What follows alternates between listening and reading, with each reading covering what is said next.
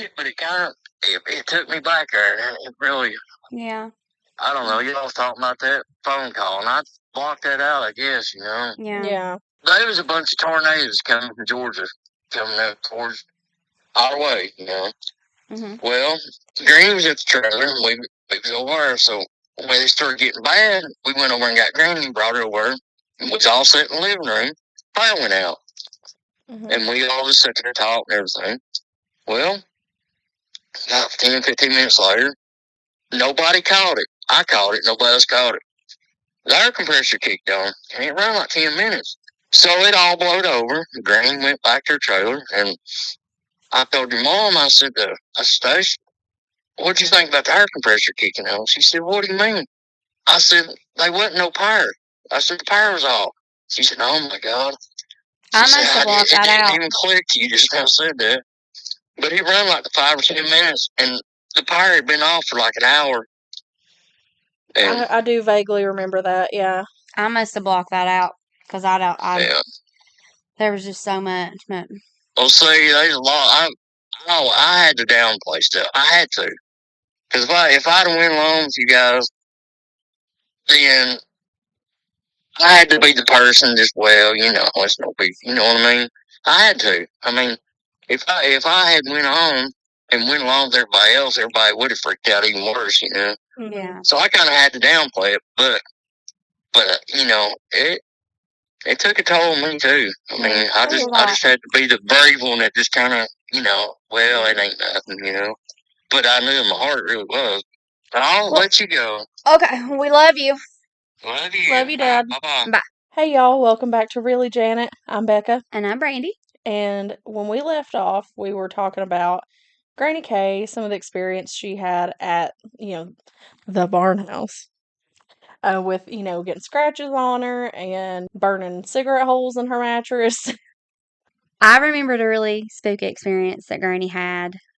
Probably night before last, I would say. It was when Becca posted the... Granny didn't have that experience the night before last. Okay. She's in a box in my house. Shut up. She had this experience probably 20 years ago.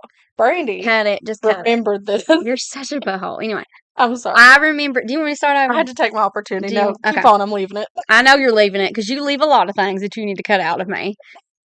That's funny. Anywho, I was laying in the bed the other night watching our latest episode, and B does a great job of all her editing and her little thumbnails. Anywho. I'm trying. I still kind of suck at it, but... No, you're doing great.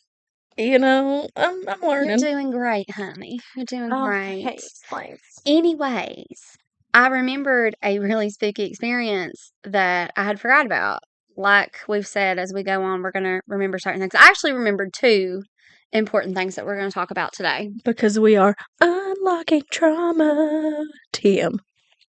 That's just a sentence. It's not really something you can TM, but it's fun. Carry on. So that's what we're going to talk about now. We had a really crazy neighbor lady. We're not going to name her, but she was sincerely... we are going to name her. We're going to call her Lonnie. Which is very close to her actual name. We like to do that around here. It's fun. And this poor woman was mentally unstable. And I mean, she was real bad mentally unstable. And then we found out later that she was on drugs. Yeah. Which really was... She made me sad, but she also scared me. She was all methed up, okay? We could have named her Methany. Because she was all methed up. Anyway, she was known to try to steal stuff from people. Really quick story leading up to what we're about to tell you, the spooky story that Granny encountered. This lady lived in a little teeny tiny camper on just a little lot of property right next to our house. And so she... Illegally, might I add. Illegally, yes. She was not supposed to be there. So she would come over to our house and knock on the door and borrow our phone, and she would come over at all hours of the night beating on the door. My mama screamed at her one night, and if you know my mama, you know that's not in her character, okay? She's sassy, but sweet as can be. Sass is the epitome of sweetness, but she let her have it that night. Her sassy. Yeah, she'd had it.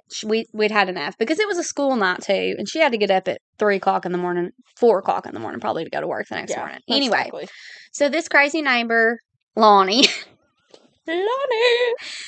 My voice went weird. Carry on. My mom and dad looked out their window early one morning just as the sun was rising, and they caught her taking stuff from our neighbor's house and storing it in Granny's car. Okay, so it was like a car that she didn't use anymore, but the doors were of course unlocked.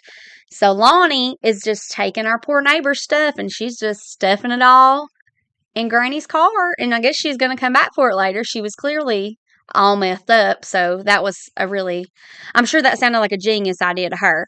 So we had issues with her, is the moral of the story, and she was constantly into some shenanigans. When we saw her coming, we tried to act like we weren't home. Yeah, we turned off the lights, stayed real quiet.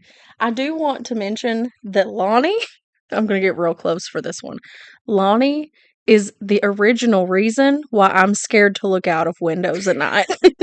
Because God about that. Okay, I'm scared because, anything can be out there, but my first experience of being scared looking out of a window. I'm sorry, but the meth thing makes so much sense now. It does. It does. We know. Go ahead. I'm sorry. So, I'm already terrified of my room at that point. It's the one that had the creepy closet that had, some name written in the back of it. We saw Matt Man, we'll say, wink, wink. I forgot about this till you just mentioned it. It was dark. I was already scared that night because I don't know what I had watched. MTV wasn't really vibing with their shuffle that day, and usually I'd watch that in secret to go to sleep because we weren't allowed to watch MTV, but we did anyway. We used to watch like Next and World's Strictest Parents and My Super Sweet 16. Anything that was a little spicy, we had to watch. We had to razzle dazzle. Yeah. Anyway, get to your point. Oh, sorry. You were watching TV. I watched Jackass a lot, also. Really? I loved it. I didn't watch it because their screaming got on my nerves. I thought I was doing something so just taboo because it had a cuss word in the name. And then I remember one night, I'm sorry, this is a little side tangent, but I have to say this. Oh, God. It was either Steve-O or Bam Margera. Could have even been Ryan Dunn. Anyway, it was one of them. Becca. They were doing some skateboarding trick, obviously, it's Jackass. But one of them snapped their arm in the middle here.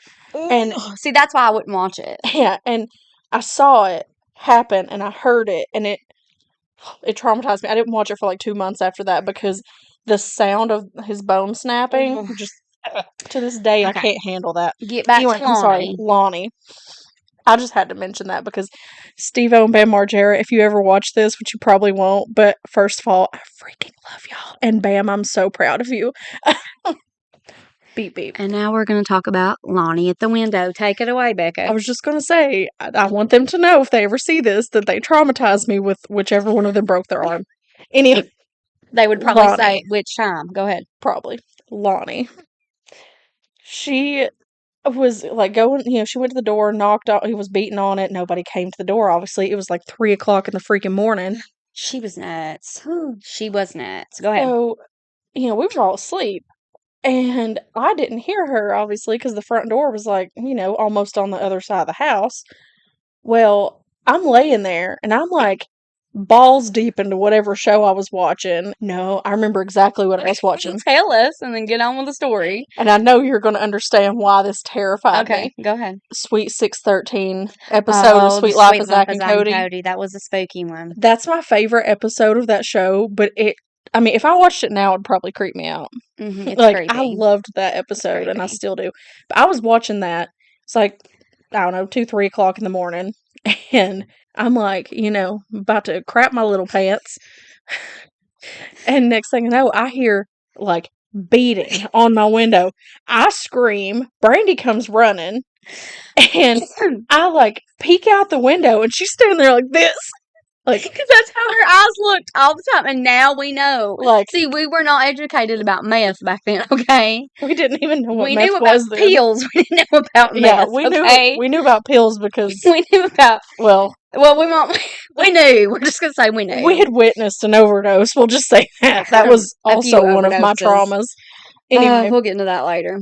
Aside from that, Lonnie, she's standing at the window like this, eyes wide open. Probably been after 60. She probably had.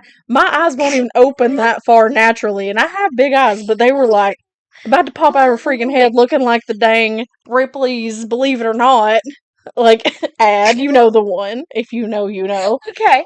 I have a quick story to add about Lonnie, and then we'll get into what happened to Anyway, that's Granny. she's the first reason why I was scared to look out of the window at night, because freaking methed up Lonnie and her Ripley's Lord, Believe It or Not eyes. Yeah. Okay, and we did feel really bad for her kids, and I wish I remembered their names because I'd try to look them up on the Facebook and see how they're doing. I felt really bad. I did feel bad for her kids, but especially her son. I would be scared to have anything that could potentially bring Lonnie back into our lives. Oh no. Well, I mean, I wouldn't send them a friend request. I'm just saying. I would like to know that they're doing well, though. They were sweet kids. I was in 7th grade. I have a distinct memory of this. So my friend was coming over. I was super excited because I just painted my room. I painted her bright pink and lime green on the ceiling. And I was, it's still painted that. But anyway, I was super excited for her to see it. And she was like one of my best friends, and her family was very normal. They were not loud. Okay, not us. Not us. They were not loud. They didn't talk a lot. They were just really normal. They're incredible people. Like, I'm not saying that, but I was just nervous because I was like, her family's not loud like mine. She doesn't have all these crazy things happen to her like I do at my house. Her granny isn't calling, like, screaming at her dad for just no reason. We are great people. We're just chaotic people. We're top tier people. We're great. But I'm just saying, it was different than her family. So I was already nervous. Well, so we're in my room, and it's midnight or 1 o'clock, okay? Mom and Dad are in their bedroom at the other end of the house.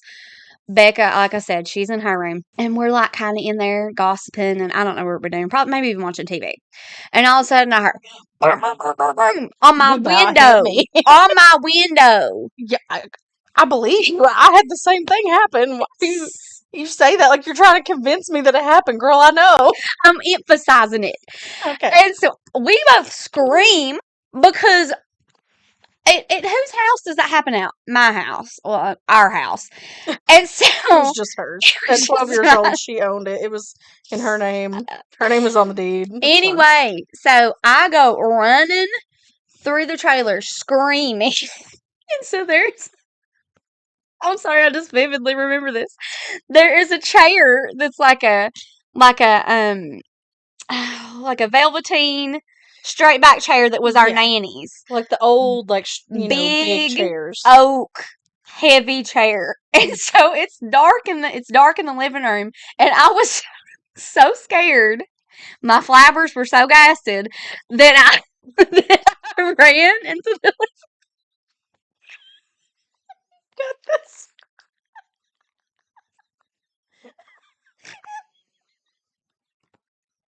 I believe in this.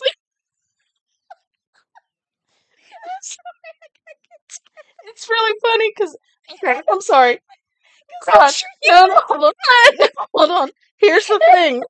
I'm pretty sure it was April that was there because I remember hearing y'all scream, seeing y'all whoosh past the door, and so me and April were like, oh God, like something's going on. We need to run too. So we jump up and we're running behind you, and like she said, it was dark. So I just remember seeing her just dead weight flop over this thing in just a full sprint. Like, the worst part.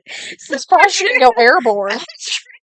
This chair, and I don't just trip over like the leg. I tripped over the entirety of the chair. Which is wild because it was up against the wall. Like she would have had to have been like gliding across the wall, basically. If I was even walking, I was running, and so I flop over the chair, and I face plant, and so it's dark in there, and that tripped my friend, and she fell. And me and April are just standing there like, what in the world? So I finally get up and I'm like, Dad! Somebody's been on the window! And so meanwhile, Lonnie is still beating on the window and going around to other windows.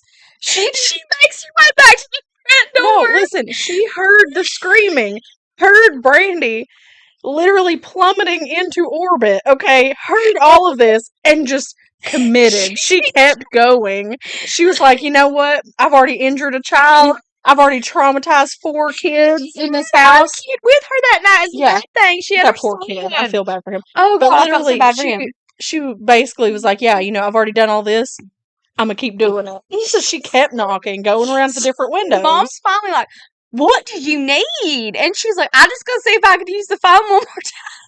Mom's like, no! Meanwhile, it's like 4 o'clock in the morning. Mom's like, absolutely and not. my friend is just looking at me like confused, and I'm like, girl, I don't know. This is just my life. I'm just living it. I don't know. I don't think they had many, random, for lack of better words, messed up people knocking on their windows at night. She was a good friend because she still came to stay with me after that. She came back again. I wouldn't have. Cool. I liked her. We're setting the scene for you with Lonnie, okay? We're letting you know that she was, we just thought she was nuts back then, but now we realize that she was on meth. And that was a key factor in this story. Mm-hmm. So, she didn't just harass us and our neighbor next door, she also harassed our granny, okay? And our granny felt bad for her too. So she would not let her hang out, but she would let her come in sometimes and use the phone. And I don't think she ever spent the night or anything. I've got to say, that was a bad judgment call on Granny. Granny had a lot of bad judgment calls. Yeah, but that was probably one of the biggest. We could list them. That was probably one of the biggest ones. It got bad because she started, excuse me, she started stealing stuff from Granny. Little stuff here and there. Yeah, but it started off with Granny because, she didn't pay no attention. So it was easier. She started stealing CDs and stuff like that. Well, then Granny was starting to get really paranoid. Not paranoid. She had a good reason. She was getting worried when she would go somewhere, she would go stay with our aunt, or she'd just kind of be out later, or just even during the day, because, meth has no bedtime. So, I want to put that on a t-shirt. Meth has no bedtime. TM. Lonnie didn't care. She didn't care what time of day or night. It was all an illusion for her. Time was an illusion. Okay, so Granny. I'm sorry, real quick side note. You were saying how she was stealing from Granny. I literally watched her try to steal Granny's big CD case. Mm-hmm. Had her Kenny Loggins. Oh, she would have filed her. She'd have filed her. Yeah, Kenny Loggins, Kenny G. Oh, she's a big Kenny G gal. The Lost Lonely Boys. I don't know what it was with her and the Lost Lonely Boys. Yeah. Oh, she loved them Lost Lonely Boys. She had a thing for Kenny's that were singers. I don't know why. Yeah. Lost Lonely Boys. It had everything. And I mean, it was what did you do? Case. I was like, what are you doing? She was like, oh, nothing. I left these here the other night. I said, no, you did not. I said, no, those are Granny's. I said, open it up, page 1. Kenny G's right there. And I remember saying that because Kenny G was Granny's favorite. She listened to that CD probably more than not. It was the music equivalent of her home shopping. Mm-hmm. But I was like, open it up. I guarantee you Kenny G's in that first, page. Mm-hmm. She was like, oh, no, it's not. No. I said, open it. I'm sorry. And by this point, Granny's walking into the room, and she's like, what's going on? I said, she's trying to steal your CDs and probably other stuff. Mm-hmm. And she was like, let me see it. She's like, this is mine. And she's like, and Lonnie was like, no, it's not. It's mine. And she's like, it literally has my name in it. And she opened it up, and sure enough, not going to say her full name, but it said Granny, Granny, Granny in there. Mm-hmm. I was doing that for first, middle, last. But anyway, I got it. Yeah. I got the hint. I took it. Janet blank blank in it. And yeah, she was trying to steal her Kenny G. So she stole from everybody. One of the many, but like I just said, she stole from the neighbor and was trying to put the neighbor's crap in Granny's car to store it till she could take it. The woman didn't drive. Again, these are the effects of meth. She didn't drive. She had no way to take this stuff anywhere else to hide it. So if any of us would have came up to that little camper and peeked through the window, we're gonna see all our crap. The logic. Not only that.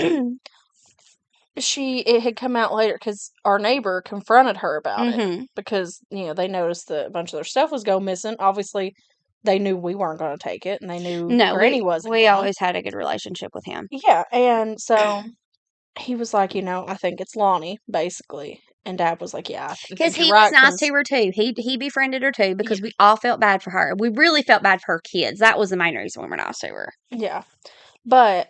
He was like, I think it's Lonnie. I've caught her trying to steal stuff before, and Dad was like, well, yeah, she's stolen from us too and from Mom, talking about Granny. And So she was also putting that stuff in there Mm-hmm. that way if he found out, Mm-hmm. she could be like, oh, well, it's in her car. Yeah. She stole it. Exactly. Which he knew wasn't true. Keep in mind, Granny could barely walk at this point. Yeah. Much less go rummaging through the neighbor's stuff. Yeah, so Mom called him up. Ring, ring, ring. Ronnie. We're going to call him Ronnie. Ronnie, yeah. She's got your crap. Yeah. And I don't know what she said. Cops got called. That was a whole big thing. But so. I was going to say, Ronnie Ballard. Also. That was pretty smooth. Yeah, I know, right? Anyway, okay, we're getting off topic. Say, if his, still with us daughter is watching. Yes. Beep, beep, love you. Yeah, we loved your daddy and your sister very much. Yes. I was actually just thinking about, I was trying to think of what to call her, but nothing really rhymes with her name. Yeah. Bree. We'll just say Bree. Oh, yeah, that's true. Just say Bree. Yeah, I was just thinking about Bree today. I miss her. I loved her so much. She was awesome. Anyway. But anyway, so we had a really good relationship with our neighbors, and we still keep in contact with our neighbor's daughter and stuff. So that lives there now. Anyway, so we had plenty of reason to lock our doors at night and our windows. And so Dad had took extra precautions because Granny had said that she heard somebody trying to break in one night downstairs. Our dad took really thick rope and he tied it to the doorknob down at the far end, and then he tied it, like he essentially tied all the doors together with this really thick rope because nobody was living in my granny's basement at the time. Mm-hmm. And she had, excuse me, she had like a porch upstairs and a staircase, so she could just go down that way. She didn't really have any reason to go into the basement. Because, like Becca said, like her health was starting to decline, so she really didn't go down there anyway. So doors, they're tied together. Yeah, so to set nobody can get in or out. So to kind of, just reiterate how it was set up, at the bottom of the stairs that went upstairs, there was a door at the bottom of those stairs, and then directly beside it, whenever you open the door, that was the garage door. Then you take a few steps forward, and like to your left, there's a door right there that also leads into the garage. And then there's the door that's in that foyer that has like the 12 little glass windows that I'd mentioned. It's all the way across the room. So you have 3 doors that were kind of clustered together, and then one all the way across the room. Close enough to tie. Yeah, all of them though, he tied them together and rigged it up to where, like, nobody could get in there. Nobody could break in. If they did, then they had to kick the door down pretty much. Yeah. So, which Granny would have shattered it, by the way. Yeah. Granny calls Dad one night. It wasn't super late. It was probably like 11 or 12. It wasn't super late. We'll say around midnight one night. And she said it's happening. Somebody is breaking in downstairs.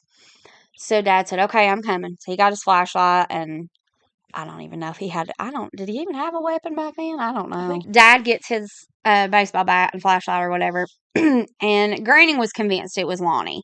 She said, I guarantee you it's Lonnie. She's got somebody over here because I hear 2 or 3 voices. She could hear him clear as day. She's on the phone with Dad. It was not Lonnie. It was not Lonnie. Just to clarify, I repeat, it was not Lonnie. It wasn't Lonnie. It wasn't or Ronnie anybody. Or anybody. Yeah, not that Ronnie would do that. I'm just joking. Ronnie wouldn't have done that. No, he wouldn't have done that. I was just trying to rhyme. Anyway, so she said, I hear 2 or 3 voices. There are people down there, and they are slamming the doors, and I'm pretty sure that they're already in the house. She could hear them like down at the bottom of the door. Yeah. So Dad gets over there. And if I'm not mistaken, she could hear like footsteps on the stairs too. Like the door slamming, like voices, like she said, the footsteps. And so Dad gets over there. There's nothing. All the doors are still tied together. He couldn't open them from the inside. No, he couldn't open them. From the outside, I mean. And the thing is that, like, Dad was on the phone with her while she is hearing this. And while he can hear it, like, he can hear the door slamming on the phone. And the people are like, and he's looking at the house. And there's nobody outside trying to break in. There's nothing. Mm-hmm. And so. He went to both entrances just to make sure. Then he went up the porch stairs and went down that way. There's nothing. Everything's intact. Nothing's been disturbed. Mm-hmm. And Granny just was like, she couldn't explain it. And when we brought that up to her later, she was just like, oh, that was nothing. Like, I'm like, were you tripping on mushrooms or something? Did you get some of that meth from Lonnie? Is that what you were tripping out on? Because clearly something was happening. But as we mentioned previously, Granny was a level 10 gaslighter. She could try to manipulate you. She would gaslight herself. She would. She would make herself, honest to goodness, believe her own crap. But she was like, I don't know what it was. It wasn't anything. I mean, she was so panicked. She was about to call the police when she called my dad. And there was nothing there. There's no way to explain it. Okay, so as you heard, we were dealing with all the craziness from Lonnie. And this particular night, we thought it was her just wreaking havoc on stuff, as per usual. Mm-hmm. So it was dusky dark. It wasn't night yet. It was just starting to. Yeah, well, the street light was on already. Yeah. And you could still see that. Yeah. So our dog was going crazy. And Mom looked out the kitchen window, which was facing Granny's house. And she was like, there's people out there. And so Dad, he peeked out the window. And these people are literally throwing stuff at our dog. They were teenagers. Yeah, it was to be specific. Yeah, it was a very nice, warm night. So, he was hanging out outside that night. Like he had a little place that he liked to hang out. Anyway, so they're like throwing stuff at our dog, like trying to get him to shut up. And, obviously those were fighting words right there. It was 3 teenage boys. Yes, 3 teenage boys. And Dad, of course, he opened the back. It was technically our back door, but it was facing Granny's. And he was like, "What are y'all doing? Like, who are you?" And they were like, you could tell they were stunned that they'd gotten caught because they had like gloves on, like the thick rubber, like gloves that you use for like cleaning or something. Mm-hmm. And they were creeping around. They were about to go up under They were at the bottom door of which was what we used as our front door when we moved. Yeah, when we moved over, the one with the 12 little windows. Yeah, they were at that door, and they all had on latex gloves. Yeah, like the thick rubber ones. Anyway, and he's like, what are y'all doing? Who are you? And they were like, well, we're looking for our friend. And he's like, who's your friend? Because I guarantee you he doesn't live there. And they were like, we're looking for our friend Micah. And, well, I will just say, Spike's name was very close to that. And they were clearly, They walked, because I saw them, like, from my window, kind of moseying over this direction. We need to also, sorry, this is a really important thing too. So there was a business that was right next to our trailer where we lived, and there were local like neighborhood people, kids, teenagers too, especially would like walk through our yard to get over there sometimes, and it wasn't ever a big deal because they were always respectful and they would kind of like go on the high part of our yard. They weren't all up in our business near the cars or anything like that. But I saw them walk from Spike's backyard making their way to our backyard. And again, I thought, well, maybe they're just like walking through, cutting over to go to their friend's house or something. I wasn't immediately. Or to the business. Or to the business. But at that point, they would have went like the front way. So and that wouldn't have made sense because they would have already been closed for the night. Maybe. Now that I think about it. Sometimes they stayed up. In the summer, they stayed open a little bit later. So that was my thought, was that they could have. They could be going over there. But anyway. I guess so. So I saw them walking our direction, but didn't really think anything. And then I heard Dad hollering. And so after he scared them off, I said, Dad, they were coming from like right at Spike's back door. I'm sorry, I feel so weird calling him Spike. It's just, it makes me want to giggle every time. It just makes me think of Buffy, the Vampire Slayer. Yeah. So I'm 100% sure that Spike had put them up to like, hey, there's an elderly lady lives over there and she lives by herself. So why don't you go over there and break in her house and see what you can steal. Yeah. Or, I mean, that's the thing. They had gloves on. Yeah. Who knows? Or, he could have been sending them to hurt her. Yeah. Like, we don't know. Absolutely could have.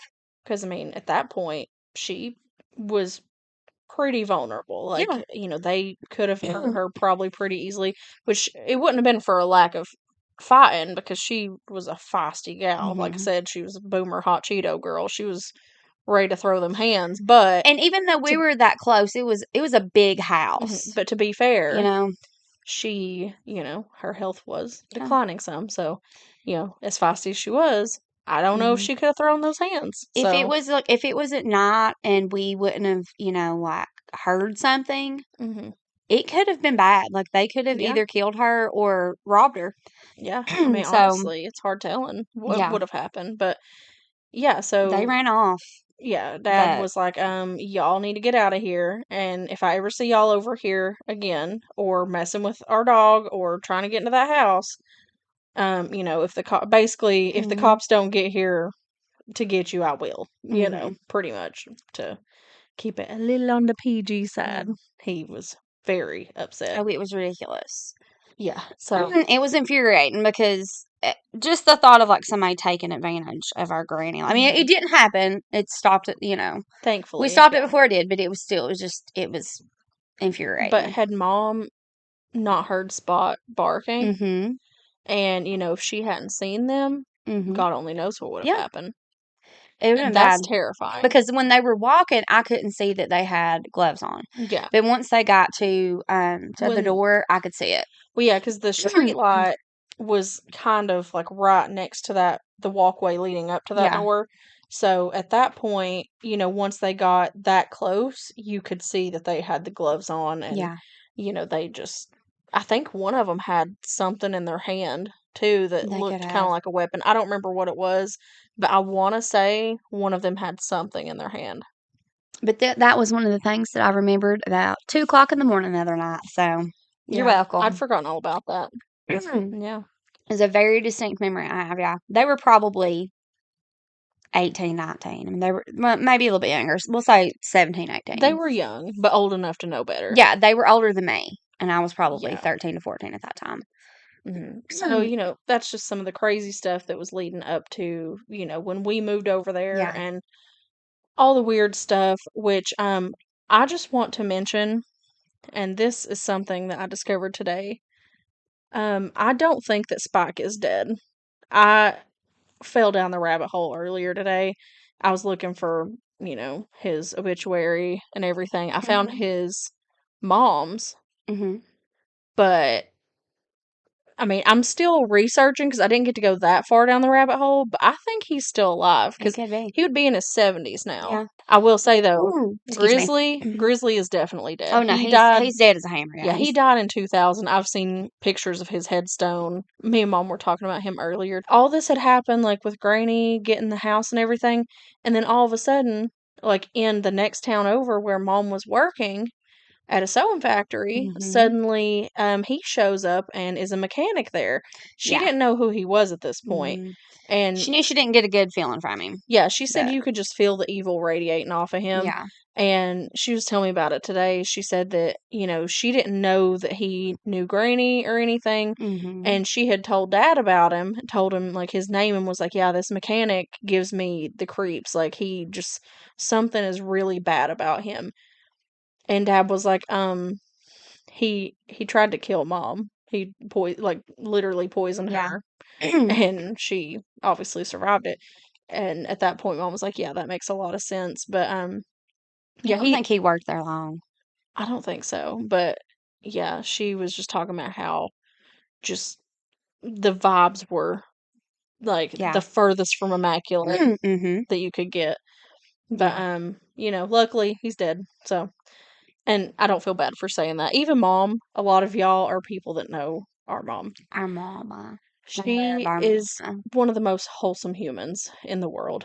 Precious, precious lady. And literally, even today, she was like, yeah, when I heard that he died, I was relieved. She said, because that is one of those people that the world is better without. I'm like, preach it, sister. Preach it. Amen. Amen. Hallelujah. Also, shout out to our mama and papa because Becca sent me a video the other night of them laying in bed laughing at our video. They were watching us on their big screen in the little bedroom, tiny and I flat said, screen. I don't like that. They're not allowed to watch that. Yeah. But they did nonetheless because they support us through thick and thin. Well, okay, they watched it up until we started talking about this house. The scary stuff. And then Mama was out. Yeah, Mama was like, okay, I'm going to turn it off now because Mama, love her heart, she gets scared very easily. Like, she watched Twilight for the first time. Is that what you were about to say? We're both leaning. Mama, she didn't even watch all of it, granted. No, okay. So, the first and only time that she watched Twilight, come on, get a little closer here. She They were building their house, and they were living in a camper behind said house that they were building, and there were all kinds of woods behind them.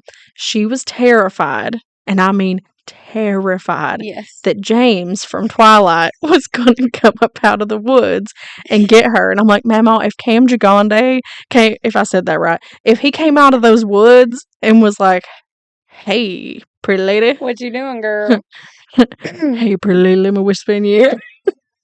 Becca, I'm go. just saying, I mean, that man's beautiful. We said, But you better be calling us. Mama was She was terrified of I didn't mean to Twilight. keep moving it. Twilight. Like, Twilight. Edward Cullen to this day gives her the heebie-jeebs. Why? He's like the least threatening vampire in that whole thing. And have you looked at him? I mean, have He's you... beautiful. Anyway. I just want to say for the record, I have always been a Charlie Swan girl. Okay, everybody else was Team Edward, Team Jacob. I was Team Charlie and Team what was Jacob's dad's name? That was in the wheelchair. Something Black. What was his first name? I can't think of it. Black But is, yeah, something Black. He was a spicy man. Oh my gosh. Him and Charlie were. Okay, I'm gonna get comfy. I wish I could put like some sort of like effect that has like flames coming off of me right now. Okay. Because they were beautiful. Anyway, but I digress. I'm just saying, Charlie was always the finest person in that whole movie. Carry on, please. You have a story. Okay, so now we're jumping forward again just a little bit. So I would like to give my perspective of the Barnhouse and like when things really started to get bad. So I graduated from high school in 2010. You don't have to do the math. I'm 33. For me, all of my friends in high school, they knew exactly what they wanted to do with their lives. And I knew I wanted to be a wife and a mom, and you can't go to college for that, There's you know? nothing wrong with that. No. So I didn't go to college. So after I graduated, I felt really lost. But I remember just being just down and depressed. And I want to say, if you're in a season of your life, whether you've just graduated high school or whether you're an adult, it doesn't matter. You know, if you don't know what you want to do with your life yet, or if you're just struggling on your next move, like, you'll get there. I feel like if somebody would have told me that, like, hey, you're gonna get where you want to be. You know, it might not be as fast as you want, but you're gonna get there eventually. Yeah, everything will fall into place. It'll all fall into place, and it'll all work out. But anyway, I remember one night just crying. I remember praying, and I went in the house, and it was probably like a few hours later. We got a call from a friend of ours, a family friend, and she said, "Hey, listen, I really need a babysitter for my kids." She has 4 kids. I'm sorry. She still has 4 kids. She has 4 none kids. Of them went away. Shut up. She had They're 4 still kids. there. She said, and we need to find a babysitter. She said, and Brandy popped in my mind. She said it'll be 5 days a week, from like 6 o'clock in the morning to like 4 o'clock in the evening. It'll be at our house. We can come pick her up, or she can drive over here. Either way, just, you know. And I was like, heck yes. So they said, you know, do you think Brandy would be interested? And I was nervous, but yeah, I went for it. And I just, looking right now, I know that was God just putting that in my life right when I needed it, because I was still at home a lot, but taking care of those kids gave me the purpose that I needed at that point in my life. And it just further confirmed to me that I wanted to be a mom and a wife one day. Samantha. I was gonna say, also, Sam and Jamie are phenomenal people. Sam and Jamie are, there's not a bad thing I can say about them. Yeah, and they are phenomenal people, and I just adore them. Their house and just them in general became my safe place. Like, also, I would like to say, Jamie, if you see this, thank you for introducing me to metal, because Jane, yeah. he introduced me to it, and I have loved it ever since. Yes. Their son is named after Phil Anselmo, and I love that. Yeah.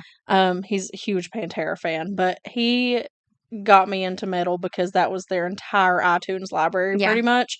And it sparked it in me. Yeah. And I will always attribute my love of metal to Jameson. But their home became just a safe haven for me. And I always knew that I could be myself with them, and I could be honest with them and tell them what I was going through. And I was still depressed, obviously living in, that house and that environment.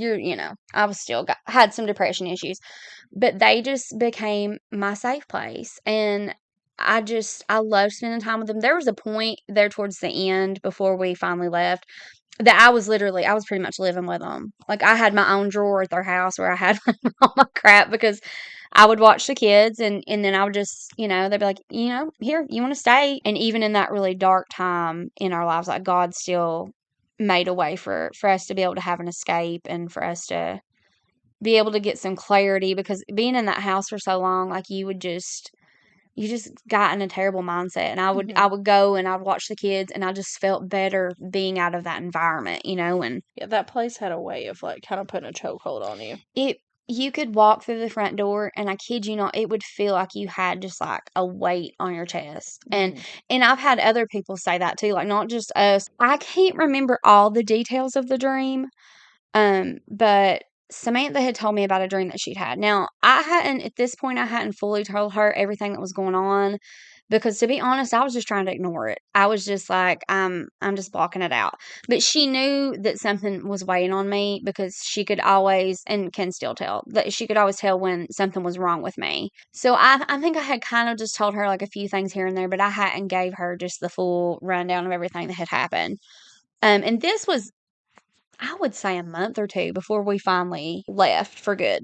She had a dream that there was a ritual going on in our front yard. Like I said, I don't remember all the details, but she said that there were black cats and that there was a man out there and that they were doing a ritual with these cats in our front yard. Which, if you recall, I want to say it was part 1, I was telling you about how we had all of the stray cats and, they were all black cats, like solid black, sweet, sweet babies. Oh, I would have, if anybody would have messed with them. See, it has more effect whenever I'm not wearing long sleeves, just, The people's elbow. For anybody on Spotify, I was given the people's elbow, not once but twice. Anyway.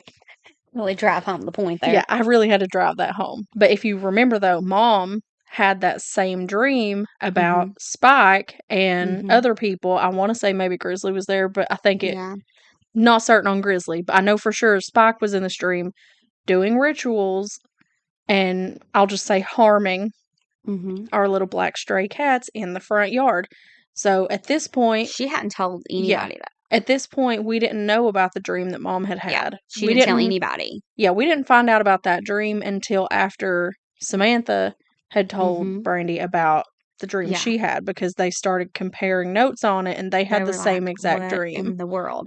Yeah. And like I said, Sam knew, she knew she knew that we were having issues and that we were having some really spooky stuff happen, but I didn't give her the rundown at first. Of course, after that, I did tell her kind of everything that was going on, but she had no she prior knowledge of she didn't have any context really to what was going on. So after this, after Samantha had that dream and had told us about it, Mom came home from work one day and was just kind of, you could tell something was a little off. She just had something weird happen. And I was like, Sister Friend, what's going on? You good? Anyway. Okay. She was like, my friend Kim from work, which I've worked at that same place at this point. I mean, we've known Kim for years, but she has never been to this house. No.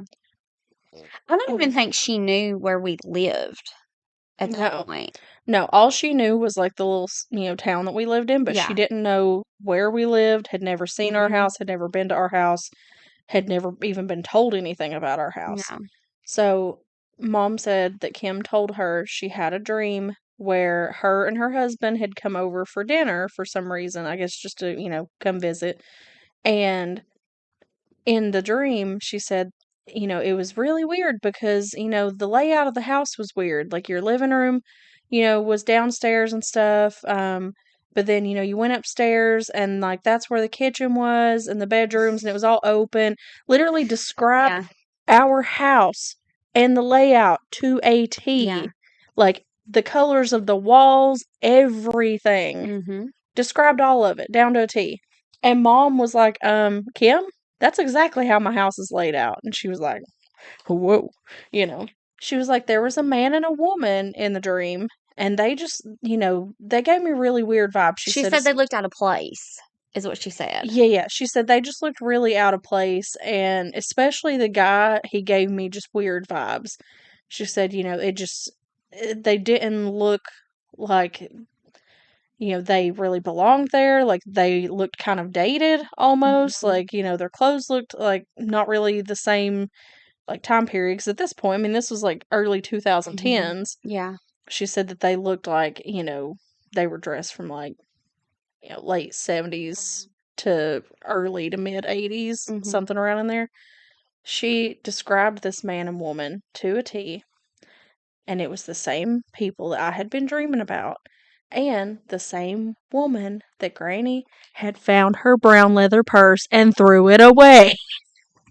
Which, And she was pregnant in the dream. yes, she was extremely pregnant in the dream. I just want to say again, really, Janet, why did you throw away the friggin' purse? Rude. Oh, But it was just bizarre. Like, everybody was having these dreams, but that one was really creepy because it was like yeah, she had never been there. No context to anything. It was just Yeah. weird. And she said that, like, the whole time she was just super uncomfortable in the dream, and, like, that the man had just, like, this looming presence about him, and Yeah. he just, something was off there. It wasn't us making uncomfortable because we are fabulous hostesses. Thank you very much. Oh, yeah, So, yeah. it wasn't us. I probably Even in made a dream, we're still the hostesses Yeah. with the mostesses. Exactly what she said. Okay. So But go ahead. Sorry. oh, you're fine. Anyway, so Mom obviously was beyond freaked out about this. She came home and told me, because, she was, again, just comparing the descriptions and the facts about these people.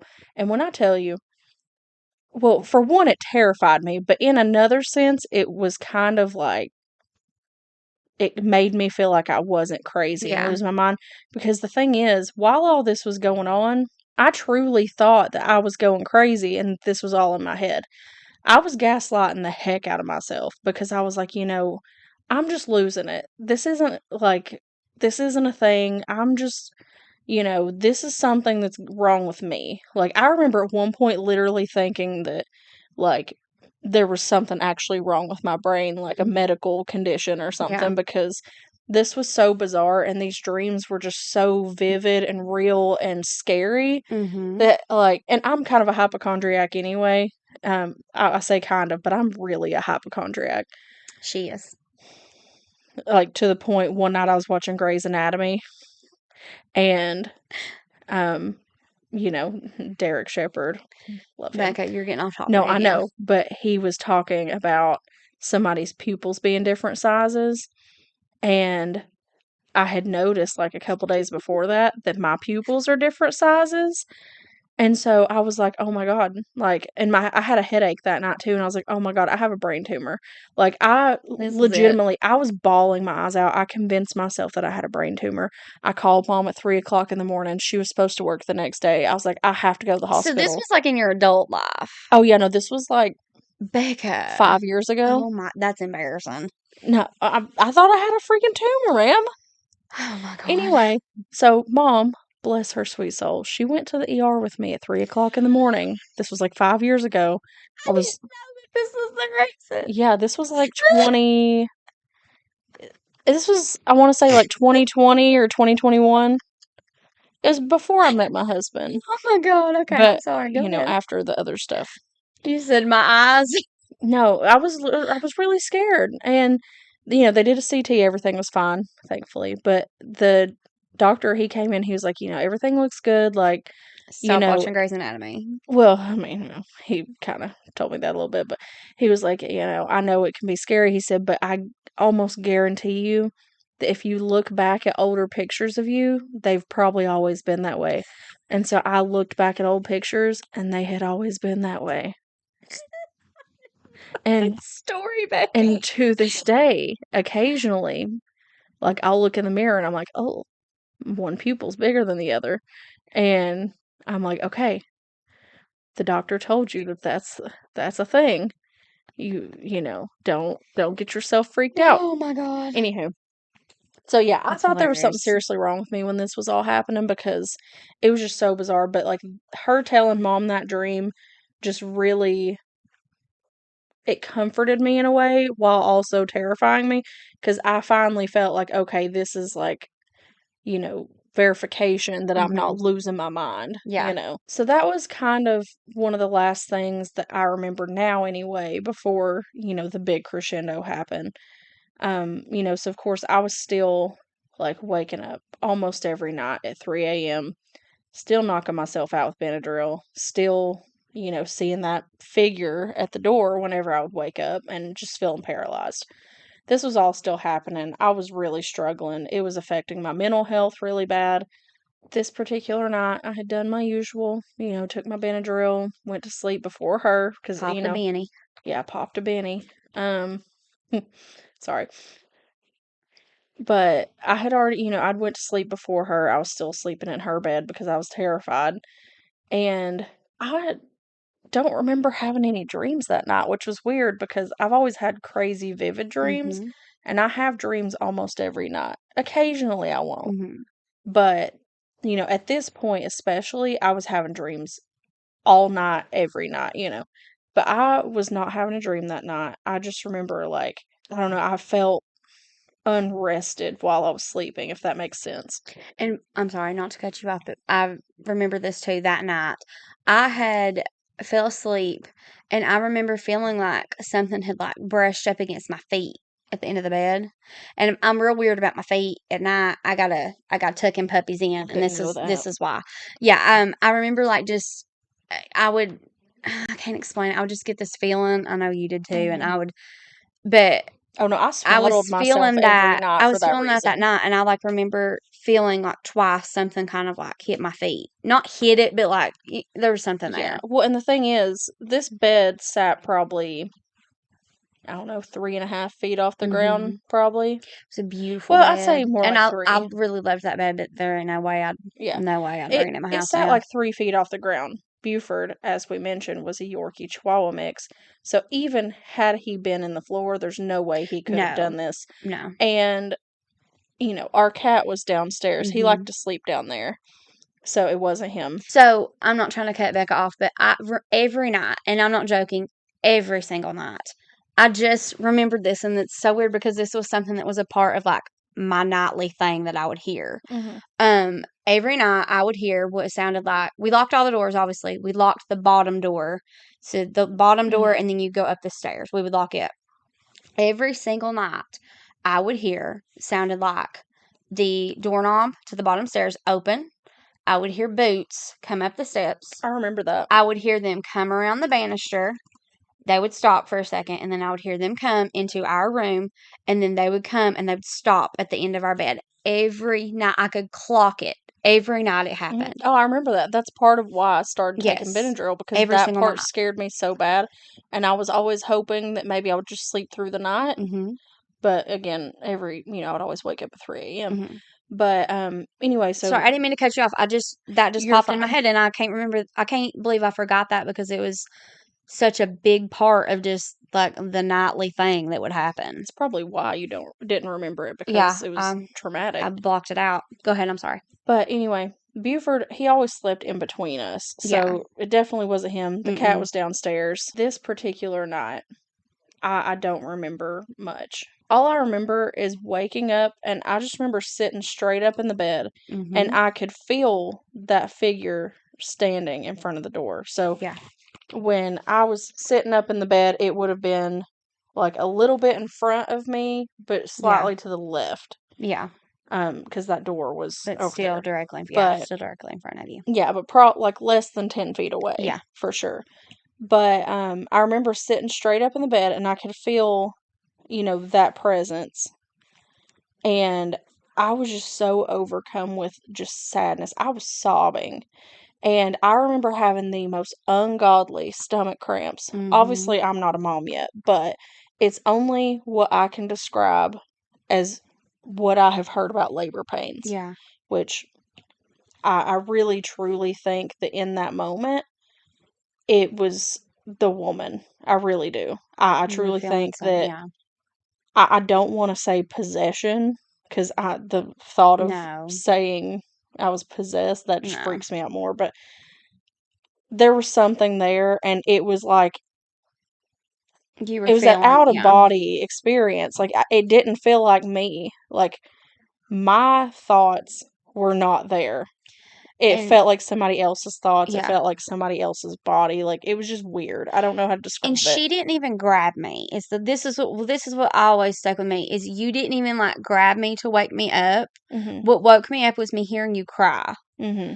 And that is just not like my sister because she would always, if she had a bad dream or something, she would, Bran, wake up. Yeah. And she'd get me up. But this, like, the only reason that I woke up was because you were crying. And it was like, I could not snap her out of it. Yeah, I was like, and it wasn't just, tearing up, sniffling. Like, I was Sobbing, sobbing. boo-hooing. Like, could not control it. Unconsolable. Mom came in, like, we were trying to figure out what was going on. Like, we could not, she couldn't get out what she was feeling and what was going on with her. It was, I don't even remember that part. I remember yeah. sitting up, and I remember crying uncontrollably, and I remember the pain, Mm-hmm. like the physical stomach pain that I was feeling. Mm-hmm. But I don't remember anything y'all were saying. It Yeah. was kind of like, like in movies or something where like an explosion happens, Yeah. and like everything's all muffled, and you can like, in a blurry kind of sense, Mm-hmm. kind of see stuff, Yeah.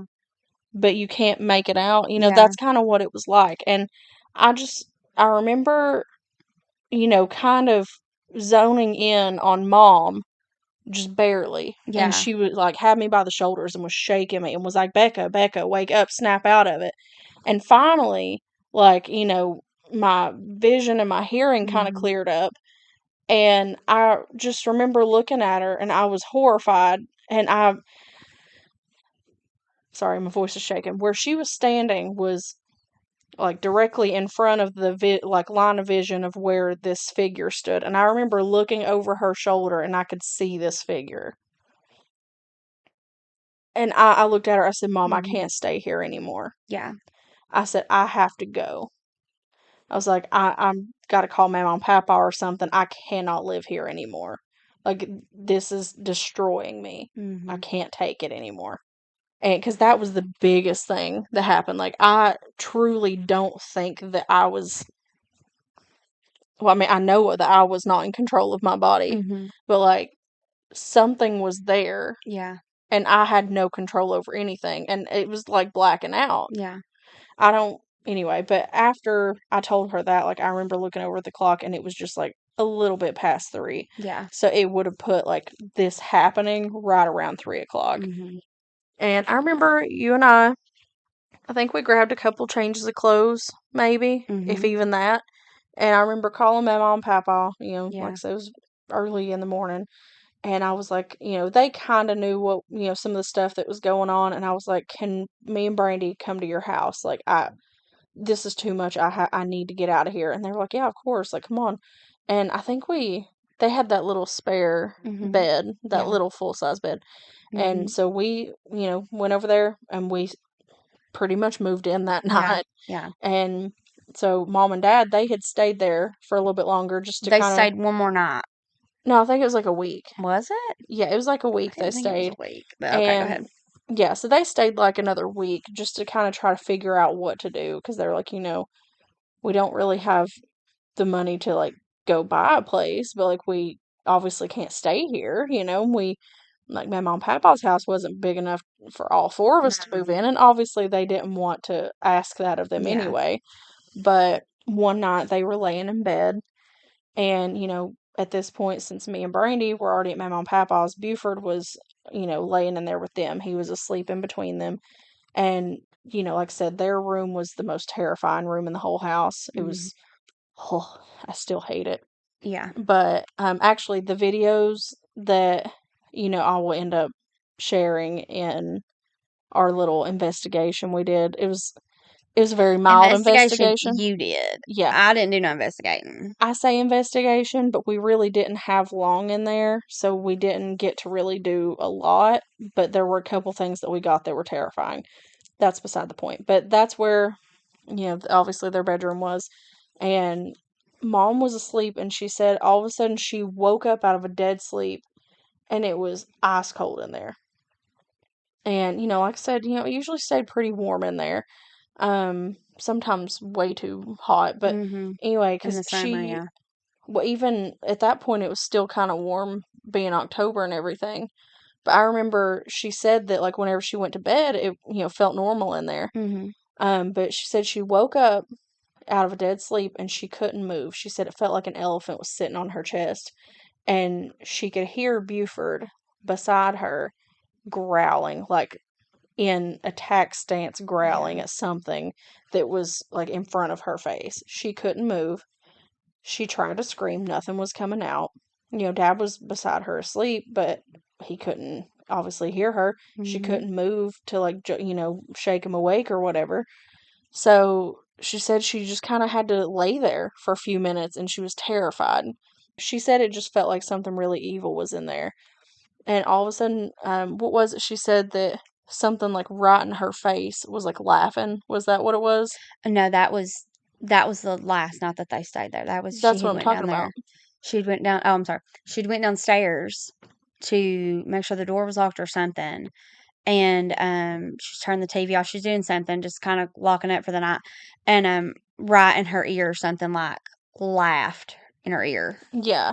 Well, yeah, and then they went to bed, and then, after Yeah. that experience is when this happened. Okay. So, if I'm not mistaken, I want to say she said it was that same laugh, like in her, basically in her face, in her ear.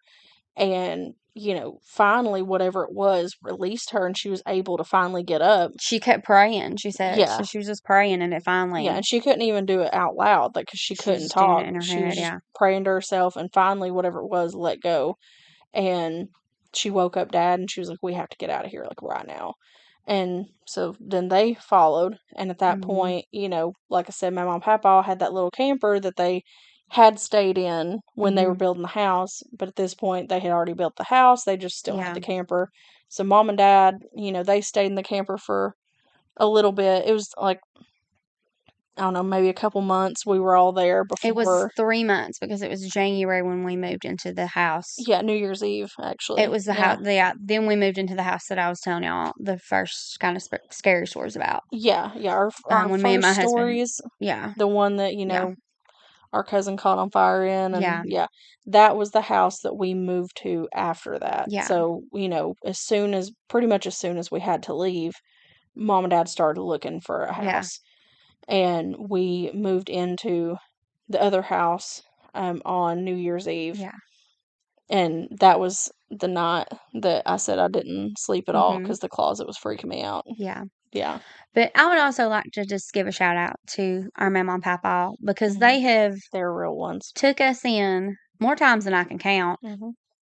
I don't know who I would be or where I would be without my mama and papa. I mean Preach. that sincerely from the bottom of my heart. They are just the best people in the world. They And are. we all drive each other crazy sometimes, but I don't know where we'd Oh, be yeah. without them. I don't know where Well, we'd be without their prayers, without their love. mhm. I mean, And not only you that, know, they just have the biggest hearts. they And do.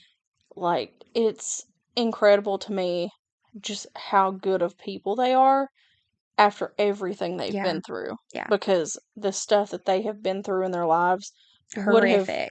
would have broken me 10 times over. Yes. Yeah. Like, I don't know how No. they have stayed the good people that they are, but they're phenomenal. They are They've amazing. done more than I feel like I could ever deserve. Yeah, more than either of us ever deserve, and have just always no questions asked. Mhm. Absolutely, come on.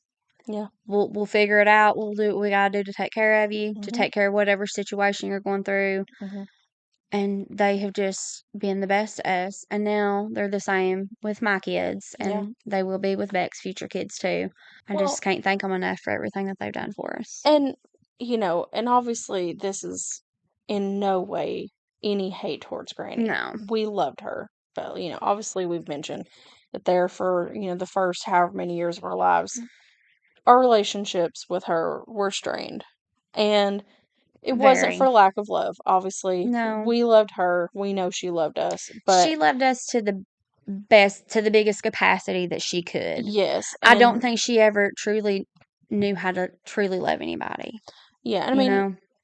our relationship with her was very different from our relationship with our mom and papa. I'm talking polar opposite. Like, and again, no hatred. No, it's just she loved in a different way. she did. For her, it was very, very different. Where Very different. my mom and papa, like they wanted to do stuff with us. Like they would take us camping. We were our mom and papa's priority. We're still our mom and papa's. I mean, let's be honest, we're still are. Yeah. But we were mom and papa's priority, whereas Granny, we were. It was kind of on when it was her when it was at her convenience. Which I get that life gets crazy, and again, no hate towards her. It just it was very much a different relationship, and it just is what it is. Yeah. Peach Poke, you owe me a Coke. No, actually, you owe me not playing. I gave you Mountain Dew earlier, so you could spot me a Coke. I'm not playing. Whatever. That's what we used to say to each other. Or I will whenever I get some more. We would. I'm not playing. Yeah, that's what we'd always say. Oh, that just unlocked a memory. What? Okay, so this is one of the funniest stories I have of me and Brandy. Oh, and God, what is I it? just have to share this real quick. It's share it real quick. No way related to this story at all. Okay, I know y'all remember the live action Scooby-Doo movie. You know the story I'm about to tell. Yes. The first one where they're all like meeting up and, beefing and going to Spooky Island. And they're on the plane. Yeah, they're on the plane, and Scooby is dressed up as the old woman. And then Fred flicks him in the nose, like whenever he starts like hissing at the cat and getting all saucy. Well, one day we loved that movie. Loved it. I have watched. We that had movie. it on VHS. Yeah, we did. I wore that VHS out. That was my favorite. One day we were in the car driving down the road, probably going to Walmart. Who knows? And Brandy decides that she is going to attempt whatever this was that Fred did. And she reaches over, and now she kept her nails kind of long then, too. She flicks me in the nose. And I guess unprompted. I did not warn her. No warning. No heads I didn't say, hey, let's pretend like we're in this scene from a movie. I just did it. Yeah, and it wasn't just like a little thud. Like it was, she got in there.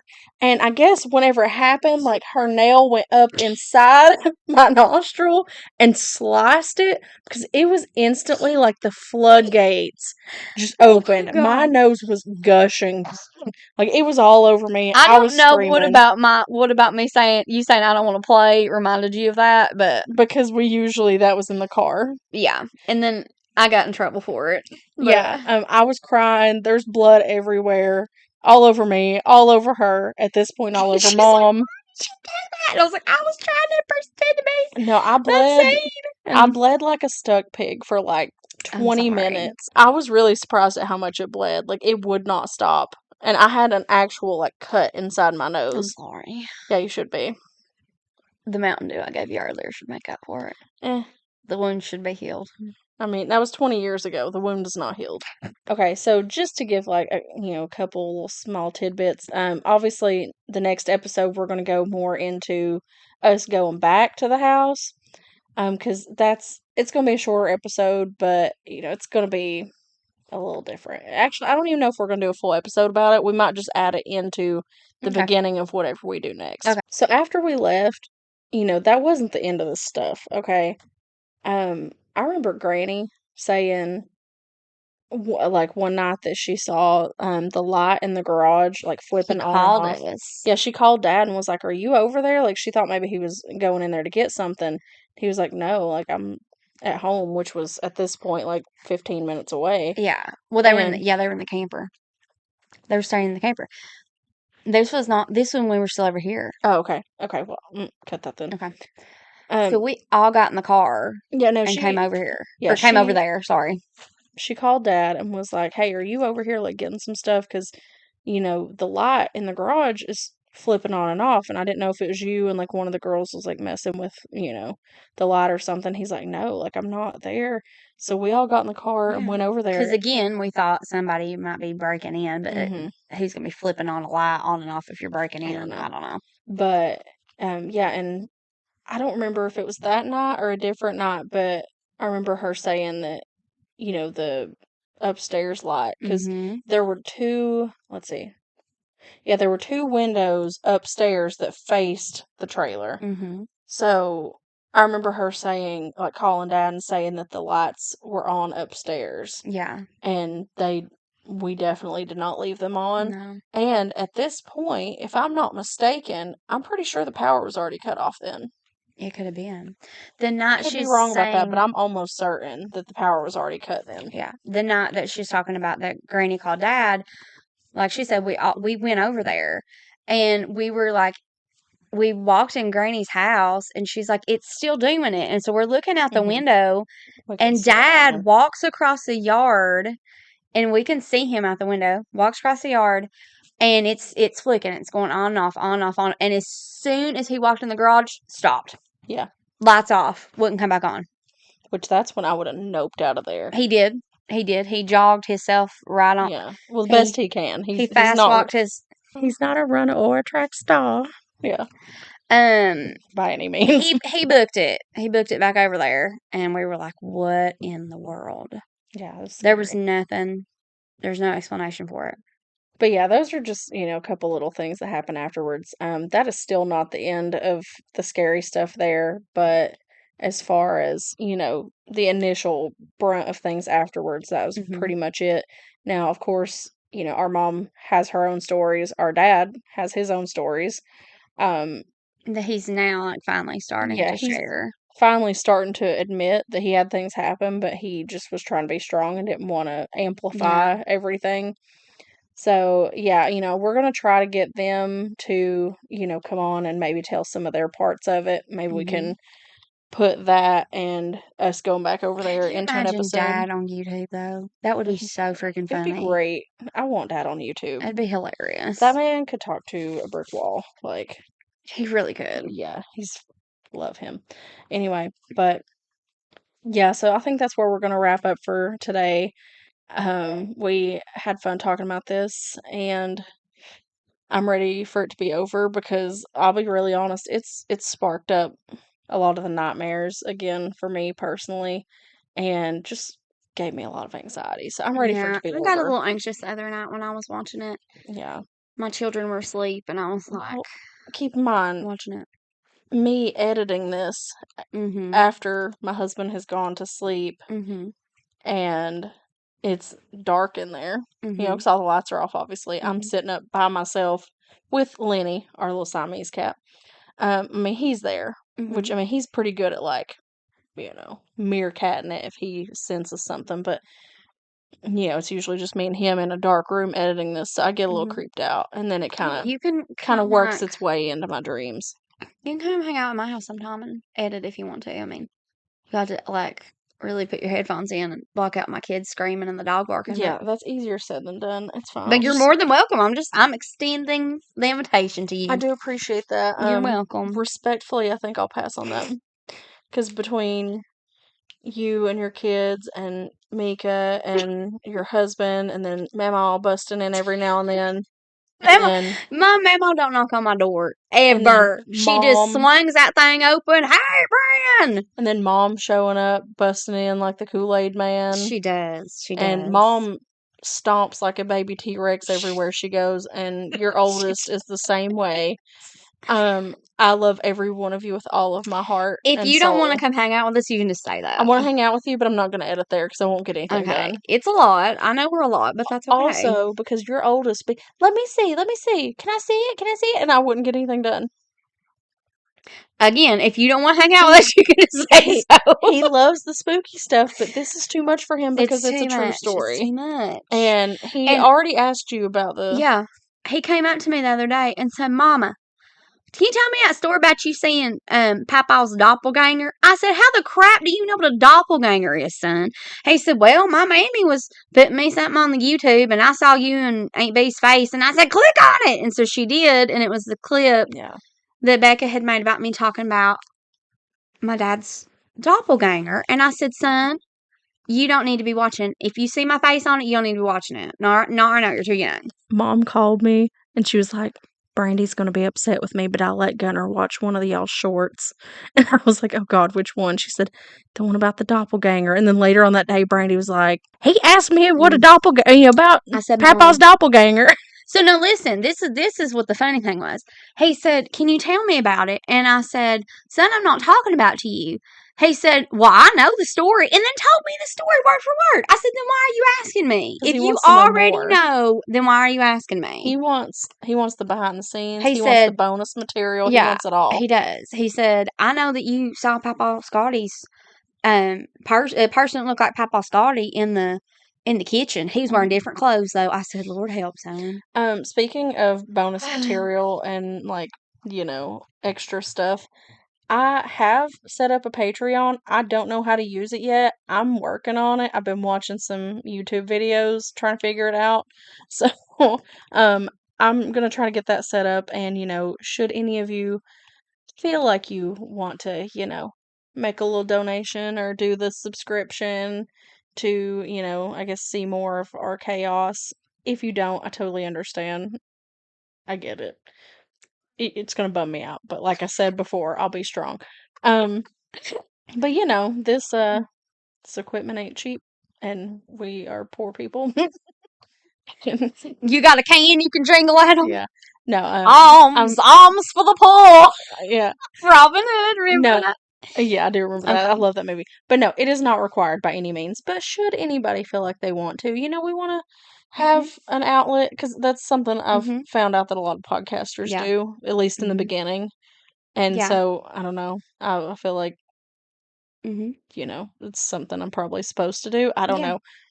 I don't know how any of this works yet. I'm still learning as we go. Also, our girl Tay, who we love so much, she surprised us. She's doing a giveaway. Mm-hmm. She makes these little crocheted Like stuff, like little plushies. plushies. Oh God, they're precious. They are Mhm. absolutely adorable. Yes. And she's doing a giveaway. So you can put all Yes. that in the If you description. go to our Really Janet podcast TikTok, and go to our reposted videos, it's actually in there. So she is doing a giveaway, for anybody who likes and subscribes to our YouTube channel or Spotify. Her plushies are beautiful, and We need to she's buy a so plushie from her precious. to sit right here. Yeah, I It already could be told our her I want mascot. It to. could be our little mascot. I already told her, I was like, whenever I get a couple extra, a little Mhm. bit extra money, I want to, Yeah. commission you. And she was like, Yes. girl, don't worry. Just tell me what you want. I was like, you don't have to do that. Like, I'll pay you. She's precious. Precious We human. love Taylor. Love She's her. another one of those people, like Sam and Jamie, that just makes your heart and your soul feel good when you walk away from being She around is them or from sunshine. talking to them. She's Yes. sunshine in human form. Mhm. We love her so much. We love her, and also thank you, Taylor, And for her doing mama. that. We love her mama, Dawn. But anyway, yeah. They really are. So go follow Taylor's page. Yes. It's Tay Janae. I believe so. I can't remember the She can type spelling. it It out. might have two Y's, but anyway, you'll see it on our Yes. reposted videos. But please go follow her, and she's phenomenal. She Yes, we deserves love all you the so love. much, Tay. That was Yes. just blew me away. It made me cry when I saw it. 'Cause I was like, oh my God. She's We appreciate precious. your support so much. Like, that's Yes. just, All of our people have been so supportive. yes. So yeah, that's where we're gonna leave it off for today. Like I said, go follow Taylor. I'm gonna, try to, get the Patreon set up if I can figure it out. And whenever I do, I'll put that information in the show notes, as the popular people say. But yeah, please like and subscribe, share the video, do whatever you got to do. We appreciate all the support. We love y'all, and we hope you have a great day. I don't know exactly when this is coming out, but I'm gonna get it as soon as I can. Yeah. But love y'all. Bye. Love you. Bye.